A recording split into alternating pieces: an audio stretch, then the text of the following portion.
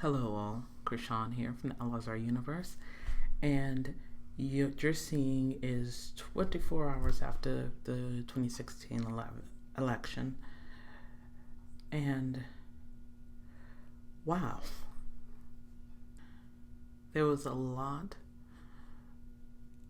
of shock and anger going around, but there was also a lot of profound sadness. I spent a good amount of time after Bill and I had decided that it was called,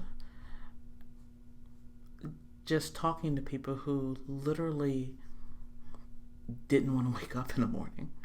It was that bad. And I have never seen that kind of reaction. I mean, honestly, just never seen that kind of reaction before. I can understand it. I had never felt that kind of dismay before. I've been following the election since Reagan, literally since I was 8 years old. Never, ever had I been this frightened. And that's the reason why I decided to do this video, because I see and I hear so much pain on both sides. There aren't heroes and villains here, but there is a lot of pain, a lot of not communicating, and a lot of not taking responsibility. That is here. And I guess I want to start talking to those who were horrified when the reality of a Trump presidency actually started to sink in. I was one of them. I was devastated because I was scared as a black woman living in the country, in the rural part of Texas. I was afraid that we had given permission to harm me and those I love because we're not white. And that horrified me. It really did. It really got to me. And it just dismayed me. And there's a lot of people who it dawned on them that tomorrow they have to leave their house and walk into a world where the people voted, and through their vote implied that assault against them was okay. Sexual assault was okay, or something that was not important enough, I should say. There are folks who had just been able to marry the person they loved, and they feared if that would be the same in 3-4 years. There were people who were getting bullied, and they know it wasn't going to stop no matter who got elected. But today, those who did it were emboldened, and it was going to get worse. And I'm here to say that I hear you and I see you. Those things are real. No matter how many people tell you, oh, don't be a victim, or it's not as bad as it feels.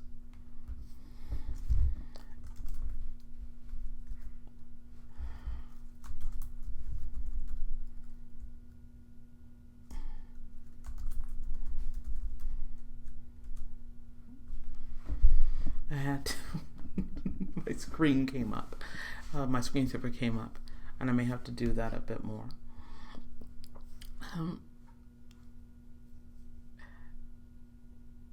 It is real. It's very real. That fear is very real.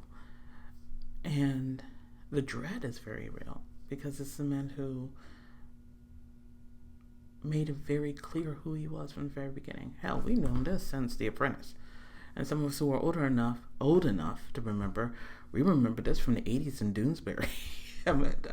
Doonesbury. And through the vote, it was said that that's fine. That's okay. And it's going to be scary. And we have taken this time to be truly shocked and horrified and to kind of lean into our pain. My grandmother and my graduate advisor both told me at separate times that when you're truly disappointed, give yourself a short period of time. My grandmother said 24 hours. My graduate advisor said 5 minutes. I took to 24 hours. And just lean in it. Just luxuriate in that pain and grieve over it. And once it's done, stop. And make a plan. And now that it's coming towards the 24 hours, I am getting to the point where I stop grieving as hard as I was last night, this morning. And I would ask you to do the same.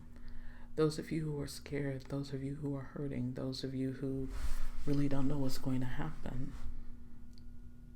Yes, it's horrifying. And yes, it's scary, but take the time to kind of just lean into it and then stop. And turn your prayers from, oh my God, what are we going to do now? Oh Lord Jesus, come, to Lord, guide my hand to help those who need me right now. Stop and turn your love and attention to those who did vote for Trump. Because I guarantee you, even though it feels like it right now, not nearly as many people truly wanted to alienate and make sexual assault part of the culture. There were people who truly wanted to make America great. And they didn't believe that it was through Clinton. And that's something that has to be acknowledged. It's something that has to be looked at for what it is, which is the truth. Now, were there people who are brown shirts and white supremacists? Yes, there were. I'm not gonna lie. But by and large, the people you love, the people who are around you, not so much.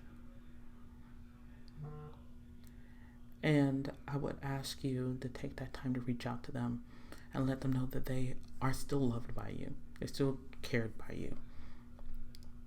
And to share with them your fear. I mean, truly, honestly. Will there be defensiveness? Yes, there will be. Will they not want to see you hurting? Probably not. I hope that the relationship is close enough that they could, but there will be some defensiveness. But reach out. I beg you, reach out and keep reaching out. Even if they're mad, even if they don't want to talk about it, even if they don't think they've done anything wrong, if they don't see why you're feeling the way you feel, if they say you're overreacting, if they say you're playing the victim, it doesn't matter. Reach out. Do it anyway. It is this way that the Lord shows His grace. I want you to stop and turn your attention to those who don't have the defense. Some of us have agency. Some of us have, we don't run as high a risk of being hurt and affected by this. And I ask that you use that time and energy to help and seek out and protect, nurture, and care for those who do. The person who's being harassed on the train or on the bus. The person who is being, the person who's alone. The person who's being bullied. If you hear people just being inflammatory, take the time. Because it's going to be through those things that God shows His love. It will be through those things where God shows how much He loves us, how much He cares for us, that He has it in hand. And I think that's the best use of all this feeling and emotion that is inside of us right now, is letting the Lord's hand guide us to doing good things in the midst of some place that is very, very dark. I wanted to go back to the people who voted for voted for Trump for a minute. First, congratulations. For many of you, it was not an easy choice. Or for some people, it was an easy choice, but you believe you made the right one. And I get that. I really do. And I understand why you're celebrating, because it was a big victory for you after 8 years of Democratic leadership. But I'm also going to ask you to stop in this time, because you now represent those who are in the majority. Yes, Clinton won the popular vote. What I'm saying is that this is the president you chose. And I would ask that in the midst of this victory, that you also reach out to those who are scared, to those who feel that you have brought pain to them. And I understand. You say, well, Hillary Clinton let 4 people die in Benghazi. Hillary Clinton's a liar. She may be all those things, but you didn't vote for her. I get it. You didn't. And there are going to be others of you who say, well, I didn't alienate people by voting for Trump. Or it wasn't my intention to say, I don't like people of color, so I'm going to vote for Trump. And I don't like gay people, so I'm going to vote for Trump. I do not believe for a moment that that was your intention. I mean, there are some of y'all out there who are within the range of my voice that do, but by and large, I don't think that's the case. I honestly believe that you wanted what was best for this country, and you didn't think Hillary Clinton could give it to you. And I don't believe that you personally hate me as a person of color. You don't personally hate homosexuality. You do not get any joy from being inflammatory. You do not condone sexual assault. But you voted for a man who promised that he would do just that. If he didn't explicitly promise he would alienate, he showed you his character. And that belongs to you. Bought and paid for with your vote. And with that knowledge, with that knowing that, I would ask that you be kind to those who are so broken right now. And use your position as folks who herald this time in to support and nurture those who are hurting, because a lot of people are. And if his character and the way he acts does not reflect who you are, then the best way to show that is by being loving and kind and reaching out.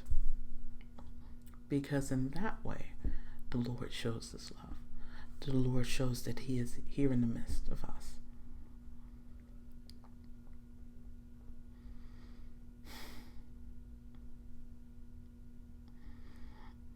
As I was looking at the results last night, my husband turned to me and said, well, we've had buffoons before. He was talking about George W. Bush, which is funny because we're both moderate conservatives.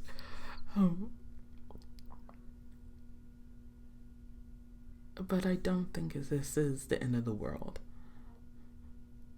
I don't think that the world should continue on a constant rotation of just despair with the soundtrack behind us by REM.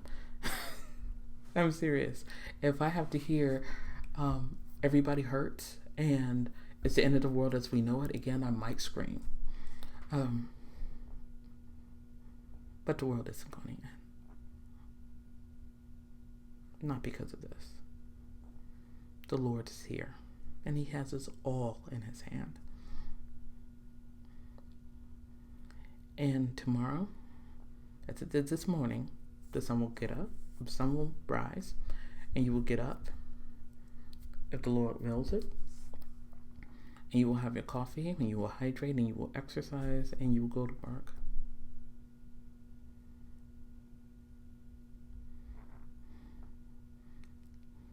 But hopefully, in that day, and the day after, and the day after, you will strive, guided by the Lord's hand, to treat people better, treat people well, to support them, to be kind, and put a bit of a damper on the temper.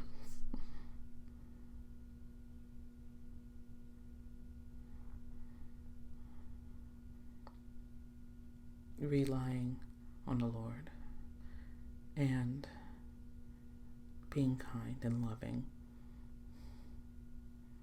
is truly, I can't believe I'm going to say this, but placing faith in the Lord and not a man, and being kind and loving is the only truly way we are going to make America great again.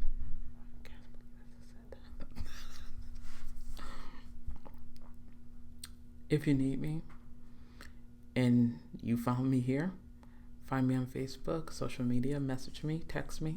You know where I am. I'm never too far. Love you all.